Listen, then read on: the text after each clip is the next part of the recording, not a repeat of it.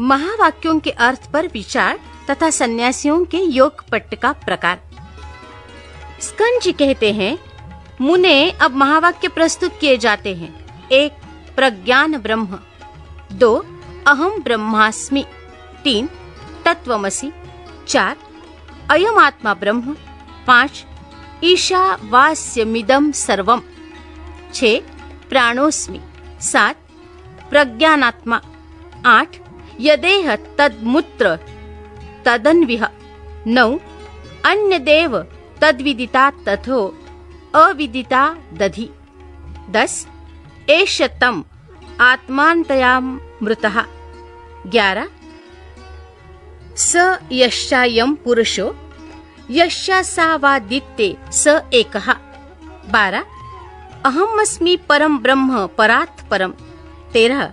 वेदशास्त्र गुरुणां तु स्वयमानन्दलक्षणम्। 14. सर्वभूतस्थितं ब्रह्मं तदेवाहं न संशयः। 15. तत्त्वस्य प्राणोऽहमस्मि पृथिव्याः प्राणोऽहमस्मि। 16. अपां च प्राणोऽहमस्मि तेजश्च प्राणोऽहमस्मि। 17. वायोश्च प्राणोऽहमस्मि आकाशस्य प्राणोऽहमस्मि। 18. त्रिगुणस्य प्राणोऽहमस्मि। 19. सर्वोऽहं सर्वात्मको संसारी यद्भूतं यच्च भव्यं यद्वर्तमानं सर्वात्कत्वाद्वद्वितीयोऽहम्। 20. सर्वं खल्विदं ब्रह्म। 21. सर्वोऽहं विमुक्तोऽहम्। 22. योऽसौ सोऽहं हंसः सोऽहमस्ति। इस प्रकार सर्वत्र चिंतन करें। अब इन महावाक्यों का भावार्थ कहते हैं। प्रज्ञानम ब्रह्म का वाक्यार्थ पहले ही समझाया जा चुका है। अब अहम ब्रह्मास्मि का अर्थ बताया जाता है। शक्ति स्वरूप अथवा शक्ति युक्त परमेश्वर ही अहम पद के अर्थभूत हैं। आकार सब वर्णों का अग्रगण्य परम प्रकाश शिवरूप है। हकार व्योम स्वरूप होने के कारण उसका शक्ति रूप से वर्णन किया गया है। शिव और शक्ति के संयोग से सदा आनंद उदित होता है। मकार उसी आनंद का बोधक है। ब्रह्म शब्द से शिव शक्ति की सर्वरूपता स्पष्ट ही सूचित होती है। पहले ही इस बात का उपदेश किया गया है कि वह शक्तिमान परमेश्वर मैं हूँ, ऐसी भावना करनी चाहिए। अब तत्वमसि का अर्थ कहते हैं। तत्वमसि इस वाक्य में तत्पद का वही अर्थ है जो सोहमस्मि में सहा पद का अर्थ बताया गया है। अर्थात तत्पद शक्यात्मक परमेश्वर का ही वाचक है। अन्यथा सोहम इस वाक्य में विपरीत अर्थ की भावना हो सकती है, क्योंकि अहम पद पुल्लिंग है, अतः स के साथ उसका अन्वय हो जाएगा। परंतु तत्पद नपुंसक है और त्वम पुल्लिंग, अतः परस्पर विरोधी लिंग होने के कारण उन दोनों में अन्वय नहीं हो सकता। जब दोनों का अर्थ शक्तिमान परमेश्वर होगा, तब अर्थ में समान लिंगता होने से अन्वय में अनुपपत्ति नहीं होगी। यदि ऐसा न माना जाए तो स्त्री पुरुष रूप जगत का कारण भी किसी और ही प्रकार का होगा। इसलिए सोहमस्मि का सहा और तत्वमसि का तत्, ये दोनों समानार्थक हैं। इन महावाक्यों के उपदेश से एक ही अर्थ की भावना का विधान है। अब अयम आत्मा ब्रह्म का अर्थ बताया जाता है। अयम आत्मा ब्रह्म इस वाक्य में अयम और आत्मा ये दोनों पद पुल्लिंग रूप हैं, अतः यहाँ अन्वय में बाधा नहीं है। अयम शक्तिमान परमेश्वर रूप आत्मा ब्रह्म है, ये इस वाक्य का तात्पर्य है। अब ईशा वास्यमिदं सर्वम का भावार्थ बता रहे हैं। परमेश्वर से रक्षणीय होने के कारण ये संपूर्ण जगत उनसे व्याप्त है। अब प्राणोस्मि, प्रज्ञानात्मा और यदेवः तद्मूत्रः, इन वाक्यों के अर्थ पर विचार किया जाता है। मैं प्रज्ञान स्वरूप प्राण हूँ। यहाँ प्राण शब्द परमेश्वर का ही वाचक है। जो यहाँ है वो वहाँ है, ऐसा चिंतन करें। यहाँ यत तत् का अर्थ क्रमशः यहाँ और सहा है, अर्थात जो परमात्मा यहाँ है वो परमात्मा वहाँ है, ऐसा सिद्धांत पक्ष का अवलंबन करने वाले विद्वानों ने कहा है। उपर्युक्त वाक्य में यद मूत्र तद विनः, इस वाक्यांश का भाव है कि यो मूत्र स इह स्थितः, अर्थात जो परमात्मा व परलोक में स्थित है वही यहाँ इस लोक में भी स्थित है। इस प्रकार विद्वानों को पहले के समान ही परम पुरुष परमात्मा रूप अर्थ ही यहाँ अभिष्ट है। अब अन्य देव तद्विदिता दथो अविदिता दधि इस वाक्य पर विचार करते हैं।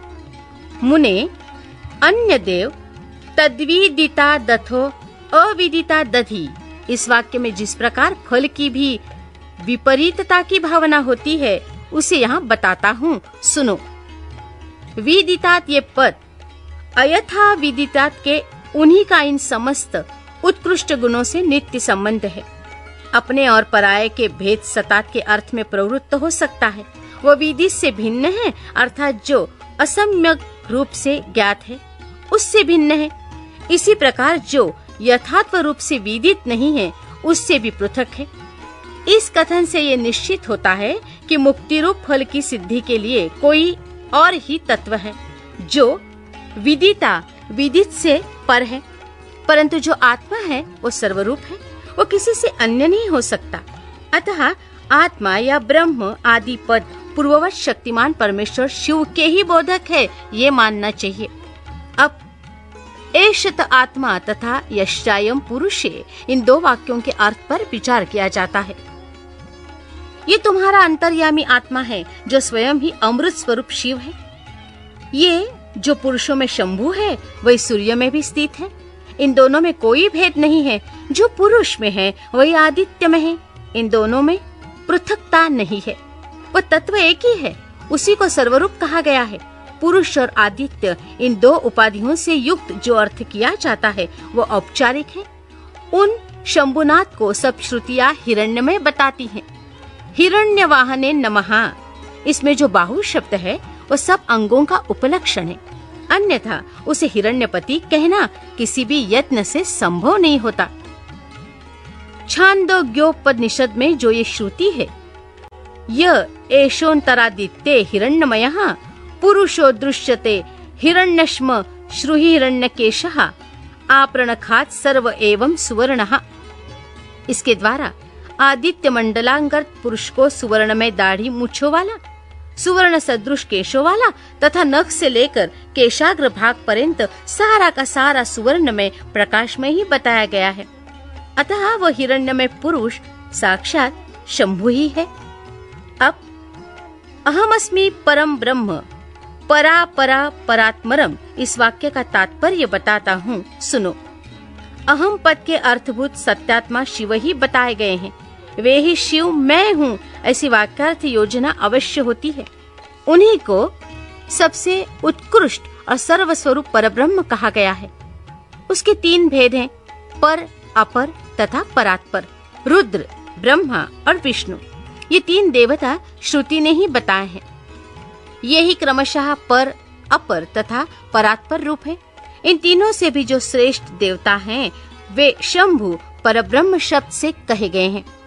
वेदों, शास्त्रों और गुरु के वचनों के अभ्यास से शिष्य के हृदय में स्वयं ही पूर्णानंदमय शंभु का प्रादुर्भाव होता है। संपूर्ण भूतों के हृदय में विराजमान शंभु ब्रह्मरूप ही है। वही मैं हूँ, इसमें संशय नहीं है। मैं शिव ही संपूर्ण तत्व समुदाय का प्राण हूँ। ऐसा कहकर स्कंद जी फिर कहते हैं, मुने, मैं शिव आत्म तत्व, विद्या तत्व और शिव तत्व इन तीनों का प्राण हूँ। पृथ्वी आदि का भी प्राण हूँ। पृथ्वी आदि के गुणों तक का ग्रहण होने से ये समझ लो कि यहाँ सारे आत्म तत्व गृहीत हो गए। फिर सबका ग्रहण विद्या तत्व और शिव तत्व का भी ग्रहण कराता है। इन सब तत्वों का मैं प्राण हूँ। मैं सर्व हूँ, सर्वात्मक हूँ। जीव का भी अंतर्यामी होने से उसका भी जीव आत्मा हूँ। जो भूत, वर्तमान और भविष्य काल है वो सब मेरा स्वरूप होने के कारण मैं ही हूँ। सर्वो वै रुद्रहा, सब कुछ रुद्र ही है। ये श्रुति साक्षात शिव के मुख से प्रकट हुई है। अतः शिव ही सर्वरूप है, क्योंकि उन्हीं का इन समस्त उत्कृष्ट गुणों से नित्य संबंध है। अपने और पराये के भेद से रहित होने के कारण मैं ही अद्वितीय आत्मा हूँ। सर्वम खल्विदम ब्रह्म, इस वाक्य का अर्थ पहले बताया जा चुका है। मैं भावरूप होने के कारण पूर्ण हूँ। नित्य मुक्त भी मैं ही हूँ। पशु यानी कि जीव मेरी कृपा से मुक्त होकर मेरे स्वरूप को प्राप्त होते हैं। जो सर्वात्मक शंभु है वही मैं हूँ, मैं शिवरूप हूँ, वामदेव। इस प्रकार संपूर्ण वाक्यों के अर्थ भगवान शिव ही बताए गए हैं।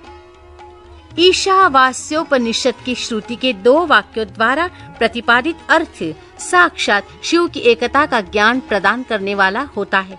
गुरु को चाहिए कि शिष्यों को इसका आदर पूर्वक उपदेश करे। गुरु को उचित है कि वे आधार सहित शंख को लेकर अस्त्र मंत्र फट से तथा भस्म द्वारा उसकी शुद्धि करके उसे अपने सामने चौकर मंडल में स्थापित करे। फिर ओंकार का उच्चारण करके गंध आदि के द्वारा उस शंख की पूजा करें, उसमें वस्त्र लपेट दें और सुगंधित जल भरकर प्रणव का उच्चारण करते हुए उसका पूजन करें। तत्पश्चात 7 बार प्रणव के द्वारा फिर उस शंख को अभिमंत्रित करके शिष्य से कहें, हे शिष्य, जो थोड़ा सा भी अंतर करता है, भेदभाव रखता है, वो भय का भागी होता है। ये श्रुति का सिद्धांत बताया गया, इसलिए तुम अपने चित्त को स्थिर करके निर्भय हो जाओ। ऐसा कहकर गुरु स्वयं महादेव जी का ध्यान करते हुए उन्हीं के रूप में शिष्य का अर्चन करे।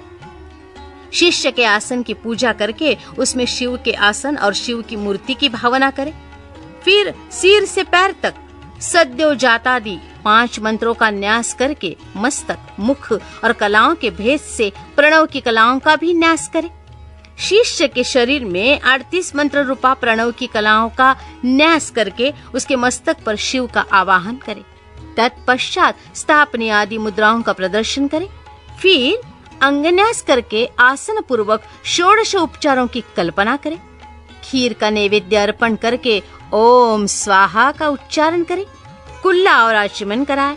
अर्घ्य आदि देकर क्रमशः धूप दीपादि समर्पित करे। शिव के 8 नामों से पूजन करके वेदों के पारंगत ब्राह्मणों के साथ ब्रह्म विदार्थ प्रोति परम इत्यादि ब्रह्मानंद वल्ली के मंत्रों को तथा भृगुवे वारुणिहा इत्यादि भृगुवल्ली के मंत्रों को पढ़े।